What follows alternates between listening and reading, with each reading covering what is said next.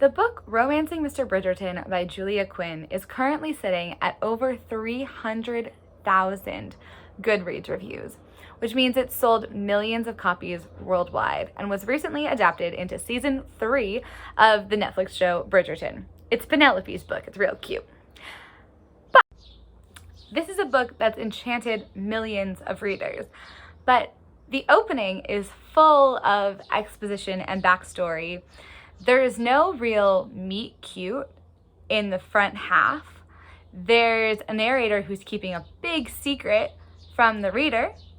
And it uses a trope, the best friend's brother, which is a really, really hard one to pull off because you have two relationships you're dealing with, the best friend and the brother in the story, in addition to the actual romance. So how did Julia Quinn do it? How is this book structured? Why does it work? Why do we love it so much? Those are the questions that I'm going to answer in today's video. The best way to learn how to write a novel is to study the master storytellers, to study novels that we love. And so that's what we're doing today. We are going to try to answer these questions while getting takeaways for how we can improve our own books. I am excited by the results of this because when I looked at the structure of the opening, I was surprised by how it's structured when you actually do the analysis. It's a little unconventional. It's not what I think you would usually expect from a romance book. Like the debate, if you're using the Save the Cat debate, is a debate I don't think I've ever seen before in a romance. It's so clever, but it's so different. The catalyst is different as well than it is in a lot of romance books. It's a really interesting one to get into. And so here we go. So today we're going to be looking at the opening of Romancing Mr. Bridgerton. You can see my fun whiteboard here that we're going to go through chapter 1, or the prologue, all the way to chapter 6. Now, in the first couple of chapters, because they're so important to hooking readers into the story, we're going to go a little bit deeper. And beyond just the story structure, I've got a bunch of takeaways, things we can learn from those 3 chapters. Here are the beats we're going to be looking for as we go through the first act. We have Save the Cat on the left side here and the beats of Romancing the Beat on the right. So that is our goal for this video, figuring out what each of these beats are and where they are in Romancing Mr. Bridgerton. Now, in case you're not familiar, I'm going to explain what these beats are quickly now and how they go together. If you know all about these, I will put in a timestamp and you can skip there to the analysis. So, in Save the Cat, we have our opening image and theme stated. Opening image is sort of our first look at the world. Theme stated is where something that the character is going to learn is stated. And I've never loved it for books, but hey, it's part of the Save the Cat methodology, so it is part of Save the Cat Writes a Novel as well. Setup is when we're establishing our ordinary world, the character's status quo, and why that status quo needs to change. Catalyst is the thing that disturbs the norms of the character's world, destabilizing the balance of their life. The debate is when the character resists the change to the world and they debate whether to go on the journey. This is also known as refusal of the call in the writer's journey methodology. And then we have break into 2 when the character overcomes their doubts and makes a choice to see where this change will take them. I've heard people describe this as choosing between staying in their comfort zone and leaving their comfort zone. That is our break into 2. Now then, there's Romancing the Beat. So we have H1 and H2 introductions in Romancing the Beat. This is when we are introduced to our heroes. In Romancing the Beat, she simply calls the 2 love interests H1 and H2 instead of the boy and the girl or anything like that, to be inclusive and make it easy. Then we have Meet Cute when the lovers meet for the first time. No Way Number 1, which is our first obstacle to love, and why the couple has no intention of ever getting together whatsoever. And then we have Adhesion, which is when the characters are figuratively or literally stuck together, so they have to deal with each other for the rest of the novel. This is also when tropes and external goals are established, and is typically the thrust into Act 2. Really pay attention there to that external goals are established in Adhesion, because that's going to be very important in romancing Mr. Bridgerton. So going down, we can kind of see how the beats of Save the Cat map to the beats of Romancing the Beat. Now, this is not to say that they always have to line up with this. In fact, they don't. That's why Romancing Mr. Bridgerton is such an interesting book to read and to study. But in a sort of typical romance, in the most traditional, most common way, you'd see it look like this. So opening image theme stated, the setup is when your H1 and H2, your two heroes, are introduced. Catalyst is your meet cute, the disturbance in the world. Debate is your no way number one. So this is when you have your first obstacle to love coming up. And then break into two is also your adhesion. The character is choosing, making some sort of choice that will get them stuck together with their love interest. That's figuratively or literally. Stuck together is a trope, but that's not necessarily like that's the trope that's happening here.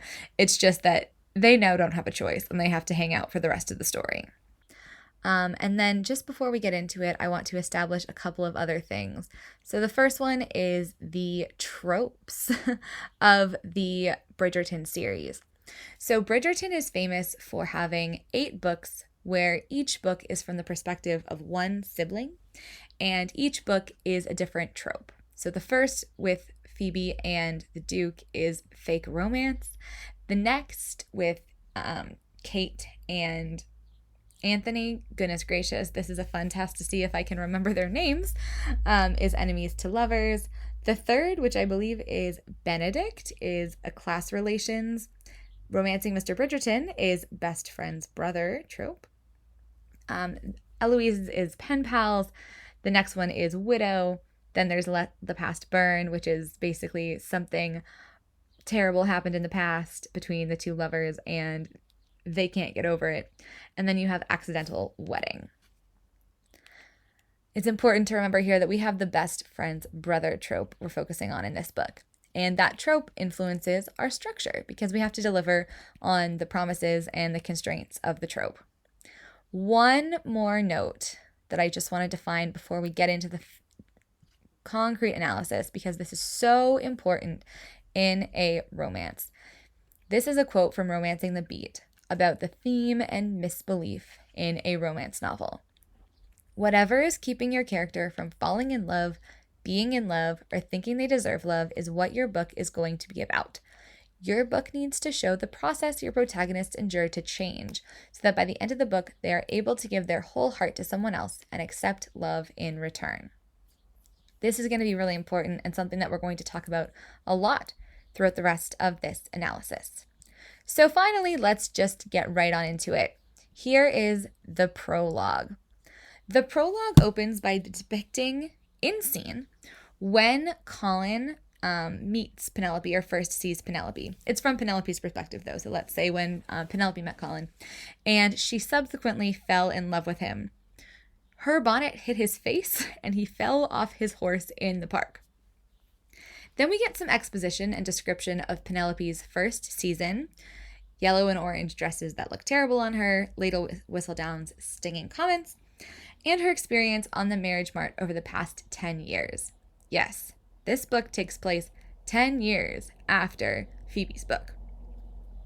Next, it depicts a scene where Penelope overhears Colin telling his brothers he'd never marry her. This scene actually was in season 3, episode 1.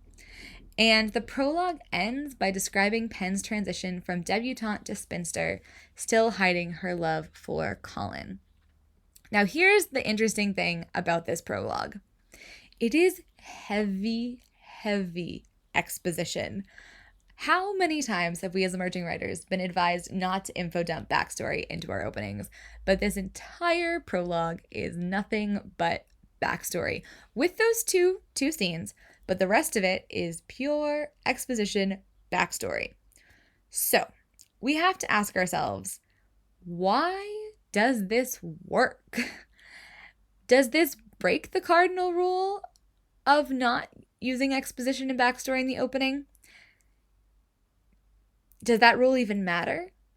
And if she broke it, how does it have 340,000 ratings on Goodreads? So let's get into it. Why does this work?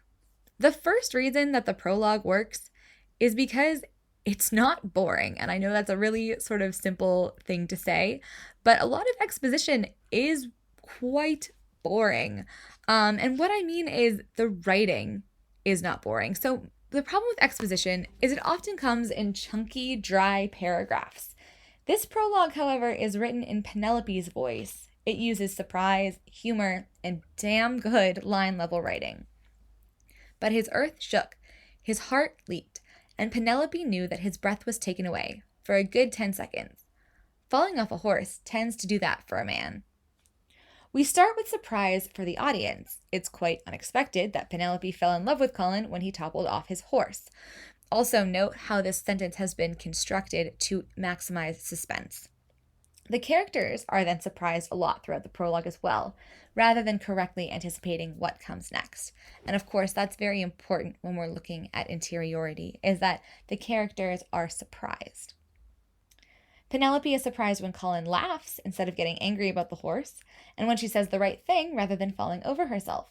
The reader, and Anthony, is surprised again after the second scene when Penn suggests Colin travel instead of sticking around London, because who encourages the person they love to go away from them? There's also a great deal of humor in these pages. He certainly didn't fall in love with her in 1812, and not in 1813, 1814, 1815, or, oh blast, not in all the years, 1816 to 1822 either, and certainly not in 1823 when he was out of the country the whole time anyway. The tone is established as light-hearted, conversational, self-aware, endearing, and funny. This in itself is a hook. It pulls us in. And I think we sometimes forget that, yes, you need the story itself and the characters to hook the readers, but really good writing can do a lot for you. Speaking of which, this features damn good writing. Let's look at this quote here to get an idea.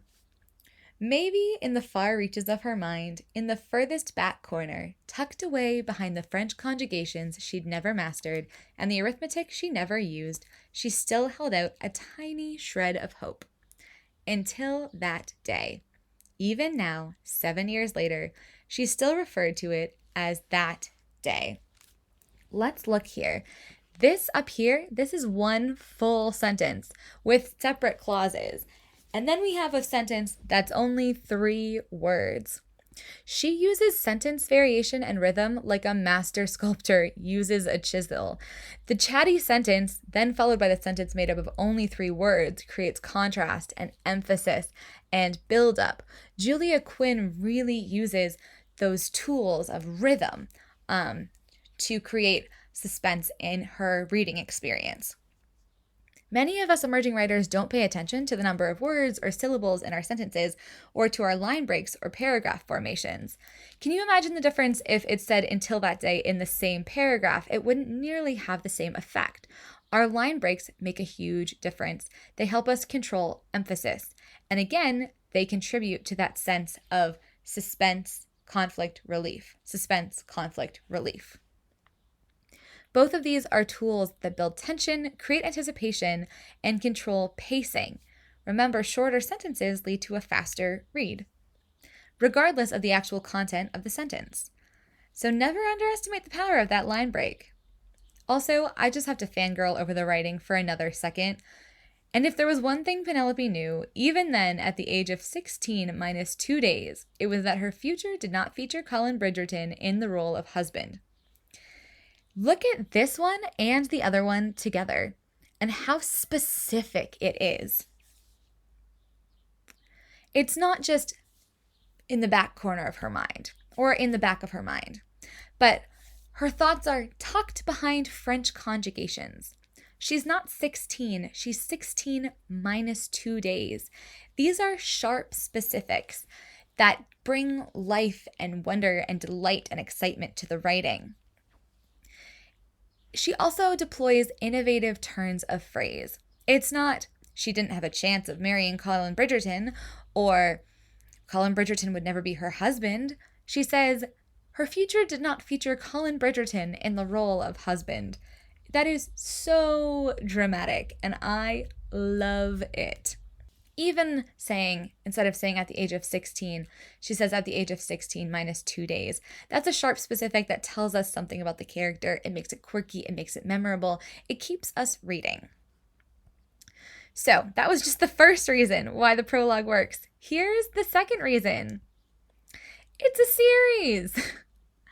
We just talked about the 8 different tropes in the Bridgerton series. So books in a series can get away with more than standalones. I call this the celebrity comedian effect. I took a stand-up comedy class last summer, and the teacher told us not to watch celebrity comics to learn how to do comedy, because what the celebrity comics do won't work for us. They can tell a long, rambling story about praying for their grandparent to die, and the audience will laugh just because the person telling it is John Mulaney. But we can't do that. So to learn how to do stand-up comedy, we were told to watch good open mic comedians because they have to sell a room. That is exactly what we have going on here, right? An open mic comedian is completely unknown. They have to get the audience on their side, convince them they're worth listening to, establish their norms or expectations so they can break it, and make the audience laugh. The celebrity comedian, everybody knows what to expect. They've watched the Netflix special, they paid $50 for this, they want to be here. So a sequel, a 4th book in a series, is a celebrity comic. That's not to say authors don't try to appeal to new readers. They do. But that's also why they get away with exposition. It's a sort of here's what you missed on Glee moment that new readers appreciate and returning readers either appreciate or tolerate, depending on how long it's been since they read the other books. Check out the first chapters of Harry Potter 2 and 3 for examples of this. I find when I read them now, I just have to flip through a couple of the first pages because there's so much exposition telling us what we missed. When we're looking at a book that's in a series, the author can assume many readers have read the preceding books, and that gives them the biggest advantage of all. The readers are already invested in the characters. They already know the world. We have to do much less world building. We have to do much less establishment of character. They're also already invested. They've paid their $50 or whatever. Actually, that's probably correct. Probably even more than that if they're buying like hardcover or paperback copies of the first 4 books. They're less likely to DNF a first chapter, and they're more forgiving of slower openings because they care already. Think of little pieces of short fiction that authors will sometimes publish. I love K.L. Walter, and she will publish on her newsletter little snippets of her characters outside of the books. Just a few little paragraphs here or there. Nothing huge really happens. And the only reason it's interesting, I mean, it's great writing, but the only reason it's interesting is because it's characters I already love and I can't get enough of. You know, when we're asking for pages and pages of Harry Potter and Ron and Hermione just like having fun at Hogwarts, which we never got because J.K. Rowling kept the plot moving, but that was what we wanted.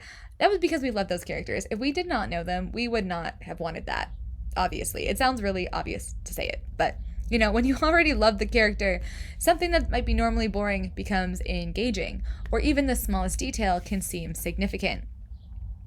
In a standalone, just like an open mic night, we need to engage the reader and convince them why they should care. AKA, if you're a debut writing a standalone, it's still probably a good idea not to do info dumping in your first chapter or your prologue. The other reason that this prologue works is it meets conventions. So above, we talked about the benefits of series books, but this being book number 4 also presents a challenge. It doesn't mean it's all free passes. Romance readers expect a romance book to hit certain beats, just like we talked about before. Namely, we need the meet cute and the no way number 1. Except the trope we're working with here is best friend's brother, and Penelope and Colin have known each other for 10 years plus at the start of the book. So we can't have your traditional meet cute, and we can't have your traditional no way number 1. They're soulmates. How on earth is Julia Quinn going to justify that they haven't gotten together when they've been friends for so long? And how does she fulfill the expectations for the meet cute, which the audience loves, if they already know each other? The prologue solves this problem. The two scenes that are in scene in the prologue, so it's all exposition and there's two scenes. Those two scenes are the meet cute, which is the horse incident, and No Way Number 1, which is the overheard conversation when Colin says he will never marry Penelope.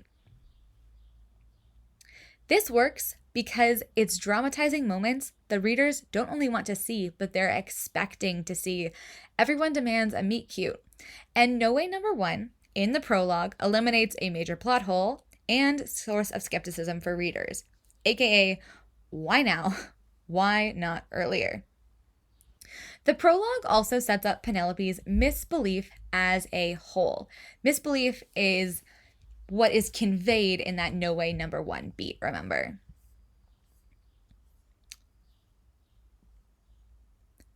So when we're not in scene, let's look at this for a second. So when we're not in scene, the prologue focuses on the status difference between the Bridgertons and the Featheringtons.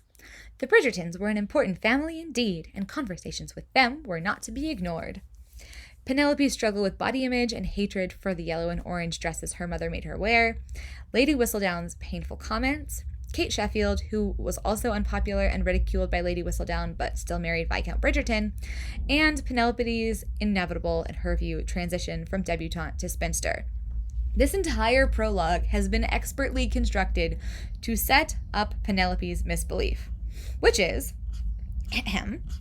that she is an ugly girl with very well, she had to give herself some credit, with very little personality. That's a direct quote. Who is not good enough for any husband, much less Colin Bridgerton. Penelope believes Colin Bridgerton could never love her. And mentioning Kate's story up here, Kate Sheffield, who is also unpopular, etc., that is the first hint that Penn's view of herself might be wrong. So everything in this prologue is designed to set that up. Penelope's misbelief is that Colin could never love her. That's our internal conflict. That's her misbelief. Colin's internal conflict is that he's aimless. He's wandering. He's oblivious to Penn and to his purpose. That's his internal conflict. And then our external conflict is that Penelope is Lady Whistledown, although of course we don't know that yet. So this is setting up our tension for the rest of the story. And we get our strong promise that this is going to be a story with compelling obstacles to love and cathartic character change. Also, the following chapters, like the first chapter, wouldn't be nearly as tense as it is if we didn't already have this backstory. All right, so all of that was only covering the prologue. We're now over to chapter 1. Now, when I look at these things on Substack, by the way, I publish these analyses chapter by chapter over on my Substack. You can take a look. There's a little bit more material there, bonus stuff that I can't really talk about easily in a video. It also is always first on Substack, so I'm about a month behind, I think, on YouTube. But on my Substack, the other thing that I do is I rename all of these chapters, and I am very pleased with myself with the name that I came up with for this one. So let's look at chapter 1. There are 3 distinct scenes in this chapter. First, at the Featheringtons, Portia learns from Lady Whistledown, she has the Lady Whistledown packet on her, that Colin Bridgerton is back from Greece. She and Penelope discuss the improbability of Colin marrying Penelope's little sister Felicity, who, by the way, is not in the series, and Portia laments that none of her daughters have married a Bridgerton. In the next scene, Eloise comes over to gossip with Penelope and Colin about Colin returning, Lady Whistledown making mistakes. I think Lady Whistledown said that Colin was in Greece. He was actually in Cyprus. And Portia thinking Penn has no prospects. Then we have a scene between Colin and Anthony about their mother's matchmaking and whether Colin is happy with his constant traveling. So, what can we learn from this scene? And then we'll get into the beats that it covers in a moment. First of all, the very first scene, which is between Portia Featherington and Penelope, very much reminds me of the first scene, the opening chapter of Pride and Prejudice. It's a discussion between two people, one who is a matchmaking mama, about the recent arrival of a very eligible gentleman to town, with comparisons between different sisters' chances of marrying him, and the line, Mr. Abbensdale is in possession of a perfectly respectable fortune. All Julia Quinn needed to add was, and in want of a wife. I love this scene because it drives home the Gossip Girl meets Pride and Prejudice promise. I have no idea if it was intentional. I think it could be or it could not be. I think it maybe demonstrates that for this kind of Regency story, starting with a scene where someone new is arriving to town is a good setup.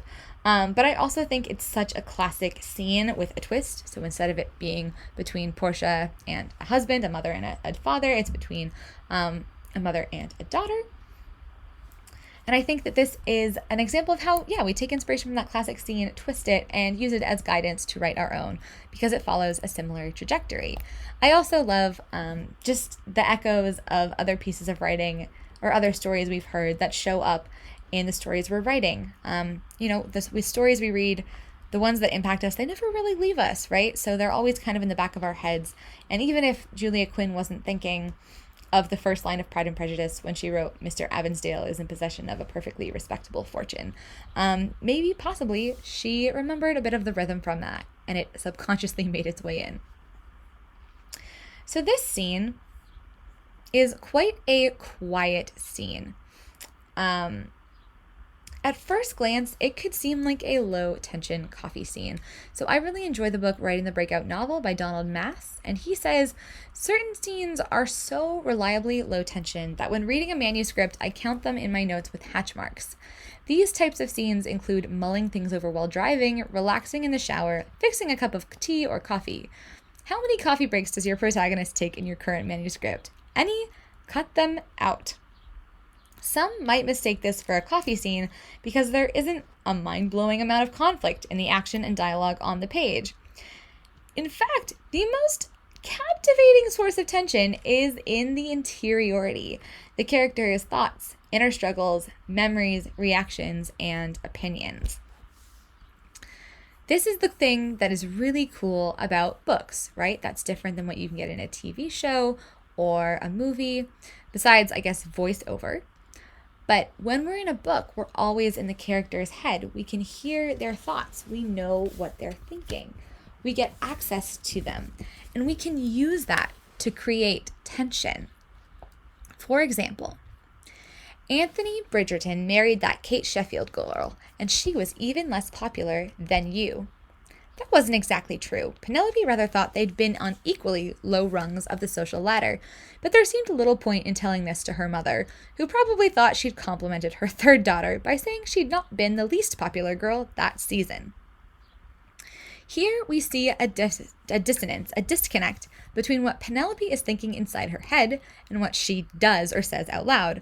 She doesn't correct Portia. She keeps all of her ill feelings to herself. She never mentions anything about her mom's non-confidence in her, to her mom at least. And as readers, we devour this mismatch between what a character is thinking and what they're saying out loud. This is the ultimate in life, right? We always want to know what someone's thinking, and someone's always not saying something, right? There's always something that's a little bit hidden. It's not a secret, but it kind of is a secret. And that's interesting. That's conflict. Penelope is trying not to let her mother know her true feelings. Conflict. This invokes curiosity as well. Why is the character holding back? What would happen if they slipped up and expressed what they really thought? Later in the same scene, Penelope mutters that a match between Felicity and Colin would be almost incestuous. However, she immediately regrets it because she doesn't want her mother to know she said it. Penelope shook her head. I did clear my throat.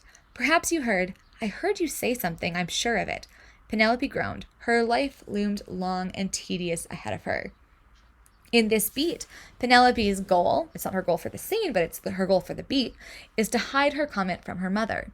As such, we see how interiority can make a character come alive, even if they're not doing much explicitly in this scene. Penelope's dialogue tags or her actions are she's trying to sew and then she stops sewing. It's not that groundbreaking, but her thoughts are what bring us the conflict and what draw us in. Her thoughts about hiding what she's thinking, modifying her behavior, forcing a smile, all of that creates tension. During the scene between Penelope and Eloise, which is next, Pen thinks Penelope had never told her of her feelings for Colin, although she rather thought Eloise suspected the truth. This is juicy. Penelope is hiding something from Eloise, and Eloise might be hiding something from her. We're thinking, does Eloise really know? Why hasn't she said anything?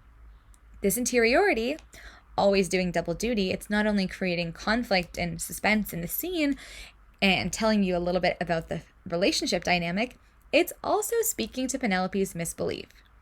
Eloise was far too tactful to mention it, though, which only validated Penelope's certainty that Colin would never love her.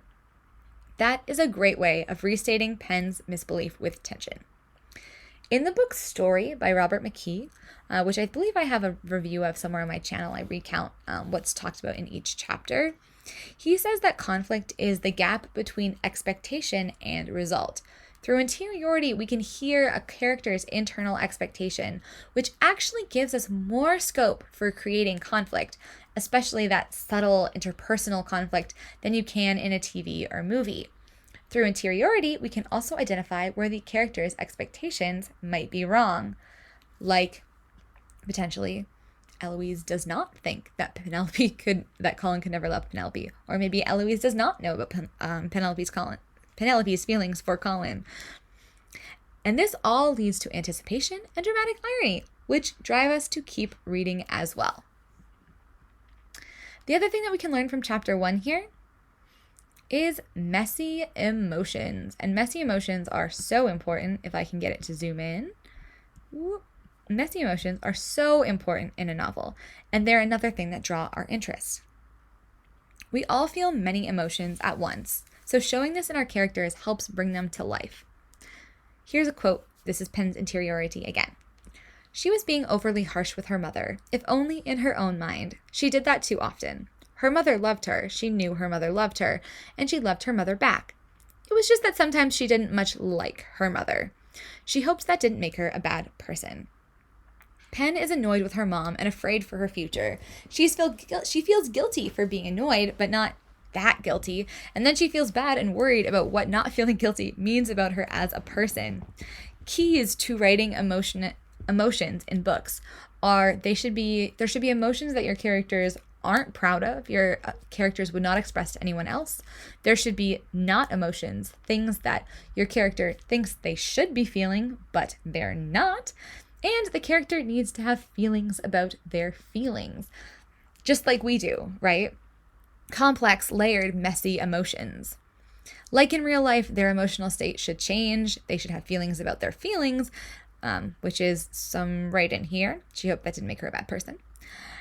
And most characters will have some self-awareness as to whether their feelings are appropriate. The more an emotion shouldn't have a place in a scene, the more taboo or uncomfortable it is, the more interesting. AKA, sometimes she didn't like her mother. So, this was chapter 1 with those 3 scenes. Let's talk about why this scene is in the novel. When we meet a character, it's important we see why the character's life is ripe for change and what will happen if she continues on the same path without changing. You can think of this as stasis equals death, for example, and readers need to understand why stasis equals death for these particular characters. For Penelope, if she doesn't realize she is more than good enough for Colin, that she is worthy of love, she will be stuck at home, waiting on her mother, hand and foot, a spinster for the rest of her life. Portia's treatment of Pen also gives us clues to her weakness and need. She feels unseen, overlooked by her mother, dismissed. Is this relevant? Not really, but hey, we've got a character arc brewing with Penelope, and it's somewhat similar to Mia's in The Princess Diaries. She feels invisible, unseen. That's about to change. The scene between Anthony and Colin, which we haven't talked about until now, also sets up Colin's weakness, need, and desire. Colin wanted a purpose. He wanted a legacy. He wanted, if not to know, then at least to hope, that when he was gone, he'd be memorialized in some manner other than in Lady Whistledown's society papers. If you were truly happy, Anthony persisted, you wouldn't keep leaving. Colin paused with his hand on the doorknob. Anthony, I like to travel. Constantly? I must or I wouldn't do it. And there we have that hint of Colin Bridgerton's misbelief, which we had right over here, which is that he is aimless, wandering, oblivious to pen and to his purpose. Now, in terms of story structure, where does this fit? I think here we have I've circled all of them. From the Romancing the Beat perspective, very clear, this is our H1 and H2 intro. We already have a lot of information on Penelope's misbelief, but we get more, and we get Colin's for the first time. We're also learning more about Penelope's status quo, her friend of Eloise, which is important for the best friend's brother trope. You'll note there are scenes of Eloise and Penelope being best friends in the very first chapter of the novel. That's so important to set up for the trope. As well as a whiff of what that stasis equals death looks like. Basically, Pen being forced to stay at home with her mom, which she is not looking forward to. In terms of Save the Cat, we have our opening image and theme stated, which is all around the Colin could never love her, and setup, which is our H1 and H2 introduction. Moving on now to Chapter 2. In Chapter 2, it's a ball at Bridgerton House when Colin approaches Penelope. They chat about Cyprus, hide a messy eclair in a houseplant, banter a little, and then dance. Lady Danbury approaches them, declares the season is boring, and offers £1,000 to whoever can unmask Lady Whistledown. So before we get into the story structure, which I think is the meat and potatoes of the rest of this analysis here, I just wanted to touch on set dressing, which I found so interesting, considering how sumptuous and beautifully visual the Bridgerton TV show is. There is not a lot of that in the books, like, at all. Most of the page is dedicated to dialogue interiority with tidbits of characters' physical descriptions, and there's basically nothing about the overall setting around them. And this is very interesting. So how does Julia Quinn ground us in time and place? The biggest way is Lady Whistledown's chapter openers. She provides a timestamp as well as the location of the party and the overall kind of atmosphere feeling going into the party. Then we get this detail here. No one really expected spinsters to dance at balls, which meant that Penelope was no longer forced to hover at the edge of the dance floor. Now she could sit off to the side with the spinsters and chaperones. Again, we have character building here, but we're also given a rough layout of the space. The dance floor, the sidelines, the seating area. This happens very early on in this chapter. And bonus, we get a sense of the status afforded to girls occupying each space. When you're off to the side with the spinsters and chaperones, you don't really matter. When you're on the dance floor, you're the center of the tension. And when you're at the edge of the dance floor, you are in a very awkward position and you're hoping for someone to ask you to dance. It's the vulnerable place.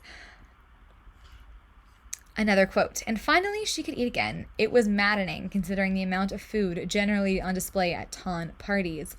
This is another set detail wrapped into more world building about the expectations for ladies at these sorts of parties. And then we have, she looked down to discover that a large yellowish blob of pastry cream had slid from her half-eaten eclair to land on the pristine wooden floor. This is just-in-time set dressing. So when we open the chapter, we're hearing about how Penelope is a spinster, that she doesn't have to dance anymore, that, you know, her expectations for the ball and her thoughts about it. We're not getting a play-by-play explanation of all of the details of the room. The pristine wooden floor only matters when Penelope is messing it up, because that detail emphasizes Penelope's faux pas. This is just-in-time set dressing, right? This detail we didn't hear about until it mattered. So I find this really interesting because I consider myself the heir to the throne of white room syndrome. And I love how this proves you don't need much to keep a reader grounded in place. To be honest, I very much had to comb for these minimal details. Now, some readers will want for more. I know most of my beta readers always ask for more sense of where they are, the senses, the five senses, more of what people look like, which I never talk about. So some readers do want that. But I really like that Julia Quinn focuses on what the readers in her genre really want. And I think this tells us that they don't care too much about the set dressings. But also, though, this makes sense for the context. We don't notice our everyday surroundings. It would feel unnatural for Penn or Colin to describe the places they know well in immense details. Penelope notices the pristine wooden floor when she's messed it up. Do you walk into a place and notice how clean the floor is? I mean, maybe if it's really gross, but generally not. Genre-wise, long pauses for description in a commercial romance are unideal. Also, we only describe what's actually relevant to the story. The number of chairs in the room doesn't matter, so we don't know it. And another thing, we don't know if there's staff there. We don't know who's catering. Penelope isn't noticing those things, so we don't either. And we know we don't need to go overboard on the details. In many cases, readers will fill in the rest, and what they envision will often have more staying power than any play-by-play description we could write of a room's layout. Next thing to look at in this chapter is customizing two tropes. Gosh, I adore Eloise. She's my favorite character. I love her so much. I hope she never goes away. I'm so nervous for the TV show that her season will be next, and then we won't get very much of her anymore, and that would frankly suck. So, customizing to tropes. As we've said numerous times now, the trope in Romancing Mr. Bridgerton is in love with best friend's brother. And as we've hinted at, the beats can't work in the typical way. Penelope and Colin already know each other, so merely seeing each other on the page won't upset the balance of their world, right? That's what the meet cute usually does. That's usually the moment that the balance is upset. They already know each other, and that's not uncommon for romance novels, but in this, there's nothing big that changes the way they come together. They're still friends.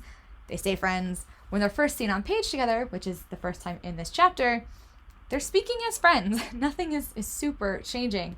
Also, the typical adhesion of keeping them together isn't needed. In this trope, the idea is that you're in love with your best friend's brother, so you're going to be around him already. We also have No Way Number 1 firmly established with character backstory and character intros. They've known each other for 10 years. They haven't gotten together. That's a pretty big no way before we add in Penelope's self-esteem problems. So, at this point in the story, we need to look at what is happening on the page. We have lovers meeting on the page, which we could think was the big thing to happen here. But it's not really the meet cute. They already know each other, and we kind of already got that. This should be our catalyst. We're at our second chapter. This is about time for it. Our 10% of the way in. But the meet cute can't be the catalyst because it's not upsetting the balance of their world. Instead, I want to narrow in on the adhesion and the fact that, Lady Danbury makes the bet or the offer that if you can find out who Lady Whistledown is, unmask her, you will get 1,000 pounds. So that, I would say, is our adhesion beat. And it's not adhesion in the traditional sense that it's why Penelope and Colin will have to keep seeing each other. Structurally, though, it's the introduction of the goal to unmask Lady Whistledown. Although we don't know it yet, this will be a main source of conflict, and this will disrupt Penn's balance in a major way. It's a mystery subplot, although, like all good subplots, it fuels the obstacles in our main story.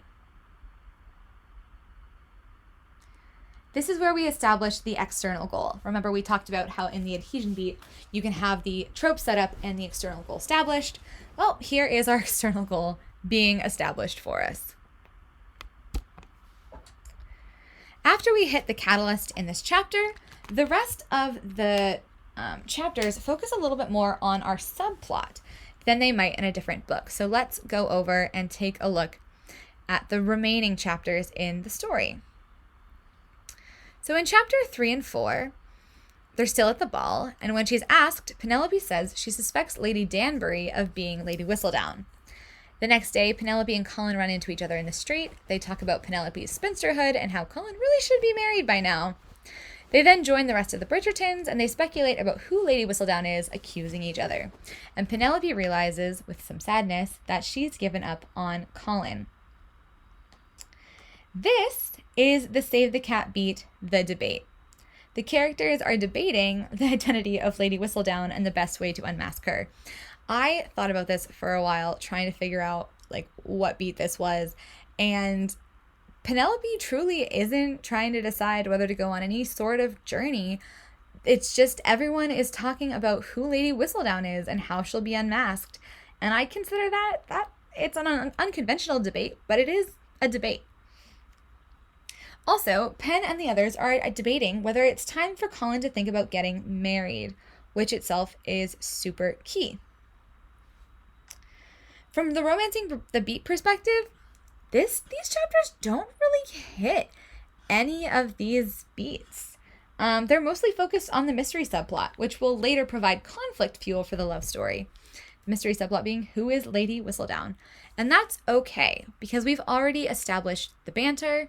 Penelope and Colin are getting to sort of get to know each other, and it's an intriguing question, especially considering it's a series, and we've had whispers of Lady Whistledown for 3 whole books. We've just been given the promise by Lady Danbury's bet that we're going to figure out who Lady Whistledown is, and that is pretty exciting. In chapter 5 and chapter 6, Penelope stumbles upon Colin's journals and reads them. When Colin catches her, he's angry and he accidentally cuts his hand. When Penelope explains she enjoys Colin's writing, he realizes how much he enjoys spending time with her and wishes she could stay. Penelope and Colin talk about purpose, with Penelope pointing out writing could be Colin's. However, when Colin keeps lamenting that he has no purpose in life, Pen gets annoyed and frustrated, citing their difference in social status, and she leaves. After she leaves, Colin realizes he likes having Pen as a friend and decides to apologize her for the comment she overheard many years ago about him never marrying her. So, here we're still in our debate, but we're getting closer into our break into 2. One of our main obstacles to love here was Colin's sort of misbelief flaw that he is aimless, wandering, oblivious to Pen. He doesn't see her as a love interest. In chapters 5 and 6, his feelings to her start to change when she reads his journal and he accidentally cuts his hand. Now, if we think about the show, the adhesion beat wasn't the unmasking of Lady Whistledown or the bet to do so. It was Colin deciding to help Penelope find a match. That was the adhesion beat that brought them together. And then we had a few beats of them enjoying their time together, seeing if it worked. And then we get to this scene. So this scene is also in the show, and it fulfills more or less the same purpose. Colin realizes that he really likes spending time with Penelope in this beat. He also realizes he enjoys writing, a revelation that we could see as his decision to accept the journey to finding a purpose. That's partially why I call this continued debate. They're debating about purpose, blah, blah, blah. He realizes he really likes it, so we start breaking into 2. His conclusion at the end, of course, about deciding to apologize to Penelope for no way number 1, when he announced he'd never marry her, is huge. This is righting of a past wrong, and it signals a big shift, a choice Colin is making to change the existing relationship. Now, thinking of the misbeliefs, Penelope believes Colin could never love her, so she is not going to make a move here. She's always liked him. She's going to continue as she is, at least for the first little bit. So Colin clearly has to be the one to change and to get the ball rolling in terms of our break into 2. So here he's thinking about his relationship with Penelope, he's thinking about his purpose, that's all debate, blah, blah, blah.